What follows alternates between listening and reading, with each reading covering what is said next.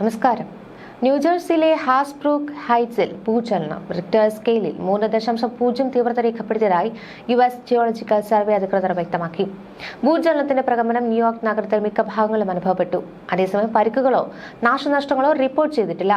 ശനിയാഴ്ച രാത്രി 10:18 ഹാസ്ബ്രൂക്ക് ഹൈറ്റ്സിൽ നിന്ന് 6 മൈൽ താഴെയായാണ് ഭൂചലനമുണ്ടായത്. മിഡ് ടൗണിൽ നിന്ന് 13 മൈൽ അകലെയുള്ള ബെർഗൻ കൗണ്ടിയിലും മാൻഹട്ടൻ, ഹെൽസ് കിച്ചൺ, ഡെബ്രോക്സിലെ റിവർഡെയിൽ, സ്റ്റെയിൻ ഐലൻഡ് എന്നിവിടങ്ങളിലും കുലുക്കം അനുഭവപ്പെട്ടു. ഗാർഡൻ സ്റ്റേറ്റിന്റെ ചില ഭാഗങ്ങളിലും 10 സെക്കൻഡ് കുലുക്കം അനുഭവപ്പെട്ടതായി പ്രദേശവാസികൾ പറയുന്നു. ന്യൂജേഴ്സിയിലെ നട്ട്ലെയിൽ 2 സെക്കൻഡാണ് കുലുക്കം അനുഭവപ്പെട്ടത്. ന്യൂജേഴ്സിയിൽ കഴിഞ്ഞ ആഴ്ചയിൽ നേരിയ തോതിലുള്ള 6 ഭൂചലനങ്ങൾ രേഖപ്പെടുത്തിയിരുന്നു. റിക്ടർ സ്കെയിലിൽ 0.07 മുതൽ 2.0 വരെയാണ് തീവ്രത രേഖപ്പെടുത്തിയത്. 17 മണിക്കൂർ ഇടവേളയിലാണ് 6 ഭൂചലനങ്ങളും ഉണ്ടായത്. ന്യൂയോർക്കിൽ കഴിഞ്ഞ ഏപ്രിലിൽ ഉണ്ടായ ഭൂചലനം റിക്ടർ സ്കെയിലിൽ 4.8 തീവ്രതയാണ് രേഖപ്പെടുത്തിയത്.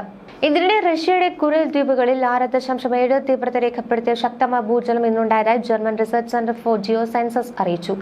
ഏജൻസി ആദ്യം 6.35 തീവ്രതയിൽ 10 കിലോമീറ്റർ ആഴത്തിൽ ഭൂകമ്പം ഉണ്ടായതായി കണക്കാക്കിയിരുന്നു. എന്നാൽ പിന്നീട് അതിന്റെ കണ്ടെത്തലുകൾ പരിഷ്കരിച്ചു. പസഫിക് സുനാമി മുന്നറിയിപ്പ് കേന്ദ്രം ഭൂകമ്പത്തിന്റെ തീവ്രത 7.0 കണക്കാക്കി. ഭൂകമ്പത്തെ തുടർന്ന് സുനാമി മുന്നറിയിപ്പ് നൽകിയിട്ടില്ലെന്ന് സ്ഥിരീകരിച്ചു. കുരിൽ ദ്വീപുകളുടെ കിഴക്ക് വെള്ളിയാഴ്ച വൈകിട്ട് 6.2 തീവ്രത രേഖപ്പെടുത്തിയ മറ്റൊരു ഭൂകമ്പത്തെ തുടർന്നാണ് ഈ പുതിയ ഭൂകമ്പം ഉണ്ടായതെന്ന് ഇന്ത്യയുടെ നാഷണൽ സെന്റർ ഫോർ സീസ്മോളജി ശനിയാഴ്ച റിപ്പോർട്ട് ചെയ്തു. ജൂലൈ 30 ഉണ്ടായ 8.7 തീവ്രതയുള്ള ഭൂകമ്പത്തെ തുടർന്നാണ് ഈ ഭൂകമ്പം ഉണ്ടായത്. ഇത് ലോകമെമ്പാടും രേഖപ്പെടുത്തിയിട്ടുള്ള 6ാമത്തെ ശക്തമായ ഭൂകമ്പമാണ്. സംഭവത്തിൽ വ്യാപ്തി എത്ര വലുതാണെങ്കിലും റഷ്യയിൽ ആളപായമില്ലെന്ന് ക്രെംലിൻ സ്ഥിരീകരിച്ചു. ജൂലൈ 30 ഉണ്ടായ ഭൂകമ്പത്തിന് ശേഷം ഈ മേഖലയിൽ 4.4 അല്ലെങ്കിൽ അതിൽ കൂടുതൽ തീവ്രതയുള്ള 125-ലധികം തുടർചലനങ്ങൾ ഉണ്ടായിട്ടുണ്ട്. ഇതിൽ 6.0 മുകളിൽ രേഖപ്പെടുത്തിയ കുറഞ്ഞത് 3 തീവ്രതകളെങ്കിലും ഉണ്ടായിരുന്നു. ഇതിൽ പ്രാരംഭ ഭൂകമ്പത്തിന് ഏകദേശം 45 മിനിറ്റിന് ശേഷം ഉണ്ടായ 6.9 തീവ്രത രേഖപ്പെടുത്തിയ ശക്തമായ തുടർചലനവും ഉൾപ്പെടുത്തിയിരുന്നു. കുരിൽ ദ്വീപുകളിലുടനീളം ശക്തമായ തുടർചലനങ്ങൾ അനുഭവപ്പെടുന്നുണ്ട്. ഒരു വലിയ ഭൂകമ്പത്തിന് ശേഷമുള്ള ആദ്യത്തെ കുറച്ച് മണിക്കൂറുകൾ മുതൽ ദിവസങ്ങൾ വരെയുള്ള കാലയളവിൽ തുടർചലനങ്ങൾ സാധാരണയായി ഏറ്റവും തീവ്രവും പതിവുള്ളതുമാണെന്ന് ഭൂകമ്പ വിദഗ്ധർ അഭിപ്രായപ്പെട്ടു. കാലക്രമേണ അവയുടെ എണ്ണവും തീവ്രതയും സാധാരണയായി കുറഞ്ഞു വരും. ആഴം കുറഞ്ഞ ഭൂകമ്പങ്ങൾ ഭൂമിയുടെ ഉപരിതലത്തോടുള്ള സാമീപ്യം കാരണം ആഴത്തിലുള്ള ഭൂകമ്പത്തേക്കാൾ അപകടകരമാണെന്ന് പലപ്പോഴും കണക്കാക്കപ്പെടുന്നു. ഇത് കൂടുതൽ തീവ്രമായ ഭൂകമ്പത്തിന് കാരണമാവുകയും ഘടനാപരമായ നാശനഷ്ടങ്ങൾക്കും ആളപായത്തിനും സാധ്യത വർദ്ധിപ്പിക്കുകയും ചെയ്യും. അതേസമയം ജൂലൈ 30 ഉണ്ടായ വൻ ഭൂകമ്പത്തെ തുടർന്ന് ഹവായിയിൽ പുറപ്പെടുവിച്ച സുനാമി മുന്നറിയിപ്പ് ഇപ്പോൾ പിൻവലിച്ചു. ജപ്പാനിലും US തീരപ്രദേശത്തിലെ ചില ഭാഗങ്ങളും പുറപ്പെടുവിച്ചിരുന്ന സുനാമി മുന്നറിയിപ്പുകൾ ഉപദേശക മുന്നറിയിപ്പുകളായി തരം താഴ്ത്തി. കൂടുതൽ ഭൂകമ്പ സാധ്യത ഉള്ളതിനാൽ മേഖലയിൽ ജാഗ്രത തുടരുന്നതിനാൽ അധികൃതർ സ്ഥിതിഗതികൾ സൂക്ഷ്മമായി നിരീക്ഷിച്ചു വരികയാണ്. റഷ്യയുടെ കിഴക്കൻ തീരത്ത് 8.8 തീവ്രത രേഖപ്പെടുത്തിയ ഭൂകമ്പം ഉണ്ടായപ്പോൾ പസഫിക് സമുദ്രത്തിൽ ജപ്പാൻ മുതൽ ഹവായ്, അലാസ്ക തീരങ്ങൾ വരെ സുനാമി മുന്നറിയിപ്പുകൾ പുറപ്പെടുവിച്ചിരുന്നു. കടലിലെ സുരക്ഷയെക്കുറിച്ചുള്ള പൊതുജനങ്ങളുടെ ധാരണയെ വെല്ലുവിളിക്കുന്ന ഒരു നിമിഷം കൂടിയാണിത്. ഏറ്റവും വലിയ കപ്പലുകളെ പോലും മറിച്ചിടുവാൻ കഴിവുള്ള ഉയർന്ന ജലഭിത്തികളായിട്ടാണ് മിക്ക ആളുകളും സുനാമി സങ്കല്പിക്കുന്നത്. പക്ഷേ അതൊരു തെറ്റിദ്ധാരണയാണ്. സാധാരണ 180 അടിക്ക് മുകളിലുള്ള ആഴത്തിലുള്ള വെള്ളത്തിൽ സുനാമി തിരമാലകൾ വളരെ ദൂരത്തേക്ക് വ്യാപിക്കും. പക്ഷേ പലപ്പോഴും ഏതാനും അടി ഉയരത്തിൽ മാത്രമേ ഉണ്ടാകൂ.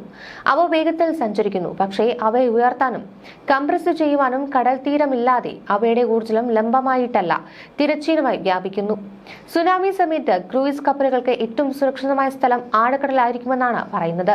സുനാമി മുന്നറിയിപ്പ് ലഭിച്ചാൽ ഉടൻ തീരത്തു നിന്നും ആഴക്കടലിലേക്ക് ഓടി രക്ഷപ്പെടുവാനാണ് ക്രൂയിസ് കപ്പലുകൾക്ക് ലഭിക്കുന്ന നിർദ്ദേശം. ജൂലൈ 30 റഷ്യയുടെ സമീപം 8.8 തീവ്രത രേഖപ്പെടുത്തിയ ഭൂകമ്പമുണ്ടായതിനെ തുടർന്ന് ജപ്പാൻ, ഹവായ്, അലാസ്ക എന്നിവിടങ്ങളിൽ സുനാമി മുന്നറിയിപ്പുകൾ നൽകുകയായിരുന്നു. ഈ സാഹചര്യത്തിൽ പല ക്രൂയിസ് കപ്പലുകളും ഡോക്കിൽ നിന്നും ആഴക്കടലിലേക്ക് മാറ്റി. ആഴക്കടലിൽ സുനാമി തിരമാലകൾ അപകടകാരിയല്ല. സാധാരണയായി സുനാമി എന്ന് കേൾക്കുമ്പോൾ ഭീമാകാരമായ ഒരു ജലഭിത്തി കരയിലേക്ക് ഇടിച്ചു കയറുന്ന ചിത്രമാണ് നമ്മുടെ മനസ്സിൽ വരുന്നത്. എന്നാൽ കടലിന്റെ ആഴങ്ങളിൽ ഇത് അങ്ങനെയല്ല. 180 അടിയിലധികം ആഴമുള്ള സമുദ്രത്തിൽ സുനാമി തിരമാലകൾക്ക് നീളം കൂടുതലായിരിക്കും. പക്ഷേ അവയുടെ ഉയരം വളരെ കുറവായിരിക്കും. ജെറ്റ് വിമാനത്തിന്റെ വേഗതയിൽ സഞ്ചരിക്കുന്ന ഈ തിരമാലകൾക്ക് മുകളിലൂടെ ഒരു ക്രൂയിസ് കപ്പൽ സഞ്ചരിക്കുമ്പോൾ ഒരു ചെറിയ തിരമാലയായി മാത്രമേ ഇത് അനുഭവപ്പെടുകയുള്ളൂ. എന്നാൽ ഈ തിരമാലകൾ കരയിലേക്ക് അടുക്കുകയും വെള്ളത്തിന്റെ ആഴം കുറയുകയും ചെയ്യുമ്പോൾ അവയുടെ വേഗത കുറയുകയും ഊർജം ഒതുങ്ങുകയും ഉയരം ഗണ്യമായി വർദ്ധിക്കുകയും ചെയ്യുന്നു. ഈ ഘട്ടത്തിലാണ് സുനാമി തിരമാലകൾ വളരെ അപകടകാരികളായി മാറുന്നത്. സുനാമികൾ ഉണ്ടാക്കുന്ന നാശനഷ്ടങ്ങൾ എപ്പോഴും തീരപ്രദേശങ്ങളിൽ മാത്രമായി ഒതുങ്ങുന്നു. അതുകൊണ്ടാണ് തുറന്ന സമുദ്രത്തിൽ ക്രൂയിസ് കപ്പലുകൾ സുരക്ഷിതമാകുന്നത്. തുറമുഖങ്ങളിൽ അപകട സാധ്യത കൂടുതൽ തീരത്തിനടുത്തോ തുറമുഖത്തോ നങ്കൂരമിട്ടിരിക്കുന്ന കപ്പലുകൾക്ക് സുനാമി സമയത്ത് വലിയ അപകട സാധ്യതയുണ്ട്.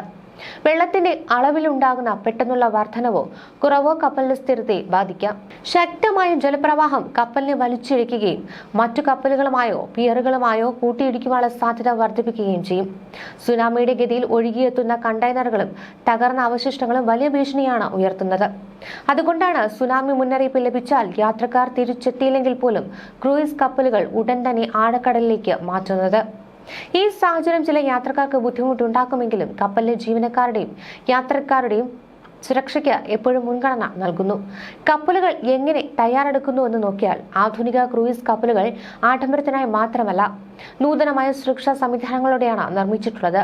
ഉപഗ്രഹ നിരീക്ഷണം, തത്സമയ കാലാവസ്ഥ അപ്ഡേറ്റുകൾ, സുനാമി മുന്നറിയിപ്പ് ശൃംഖലകൾ, ജീവനക്കാർക്കായുള്ള അടിയന്തര പരിശീലനം എന്നിവ ഇതിൽ ഉൾപ്പെടുന്നുണ്ട്. ഒരു സുനാമി മുന്നറിയിപ്പ് ലഭിക്കുമ്പോൾ ക്രൂയിസ് കപ്പലുകൾ ചെയ്യുന്ന കാര്യങ്ങൾ ഇങ്ങനെയാണ്. ഷെഡ്യൂൾ ചെയ്ത തുറമുഖ സന്ദർശനങ്ങൾ റദ്ദാക്കും, തിരിച്ചെത്തേണ്ട സമയം നീട്ടിവെക്കും, യാത്രയുടെ ഗതി മാറ്റും, അടിയന്തര പ്രോട്ടോകോളുകൾ സജീവമാകും. ചില യാത്രക്കാർക്ക് ഈ മാറ്റങ്ങൾ നിരാശയുണ്ടാക്കിയേക്കാം. എന്നാൽ എല്ലാറ്റിനും ഉപരിയായി സുരക്ഷയ്ക്കാണ് മുൻഗണന നൽകുന്നത്.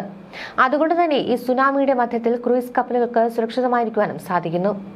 ഭൂകമ്പം ഉണ്ടായതിനു പിന്നാലെ ജപ്പാനിലും റഷ്യയിലും കൂറ്റൻ തിരമാലകളാണ് കരയിലേക്ക് അടിച്ചു കയറിയത്. 4 മീറ്ററോളം ഉയരമുള്ള സുനാമി തിരമാലകൾ അടിച്ചു. ശക്തമായ തിരമാലകളിൽ കൂറ്റൻ തിമിംഗലങ്ങളും കരയിലേക്ക് എത്തിയെന്നാണ് അന്താരാഷ്ട്ര മാധ്യമങ്ങൾ റിപ്പോർട്ട് ചെയ്യുന്നത്. ജപ്പാൻ തീരത്തെ തുറമുഖങ്ങൾക്കും കേടുപാടുകളുണ്ടായി. സുനാമി മുന്നറിയിപ്പ് പുറപ്പെടുവിച്ചതുകൊണ്ട് തന്നെ ആയിരക്കണക്കിന് ആളുകളുടെ ജീവൻ രക്ഷിക്കുവാൻ കഴിഞ്ഞു. ജപ്പാനിൽ 1 മീറ്ററിലേറെ ഉയരമുള്ള സുനാമി തിരകൾ തീരത്ത് അടിച്ചതിനെ തുടർന്ന് ഒരാൾ മരിച്ചതായി ജപ്പാൻ ടൈംസ് റിപ്പോർട്ട് ചെയ്തിരുന്നു. റഷ്യയിലെ കംചട്കയിൽ അവസാനമുണ്ടായ വലിയ ഭൂകമ്പം 73 വർഷങ്ങൾക്ക് മുൻപ് സംഭവിച്ചതാണ്. 1952 നവംബർ 4 കംചട്കയിലുണ്ടായ ഭൂകമ്പത്തെ അനുസ്മരിപ്പിക്കുന്നതായിരുന്നു കഴിഞ്ഞ മാസം അവസാനമുണ്ടായ ഭൂകമ്പം. അന്ന് അതിശക്തമായ ഭൂകമ്പമാണ് ഉണ്ടായതെങ്കിലും വലിയ ജീവഹാനി ഉണ്ടായില്ല. അതിന് കാരണം ജനവാസം അധികമല്ലാത്ത മേഖലയായിരുന്നു അത്. ഇന്ന് ആധുനിക സാങ്കേതിക വിദ്യയുടെ സഹായത്തോടെ സുനാമി മുന്നറിയിപ്പുകൾ പുറപ്പെടുവിക്കാൻ കഴിഞ്ഞതിനാൽ നാശനഷ്ടങ്ങൾ കുറയ്ക്കുവാൻ സാധിച്ചു. ന്യൂസ് ഡെസ്ക് മലയാളി വാർത്ത.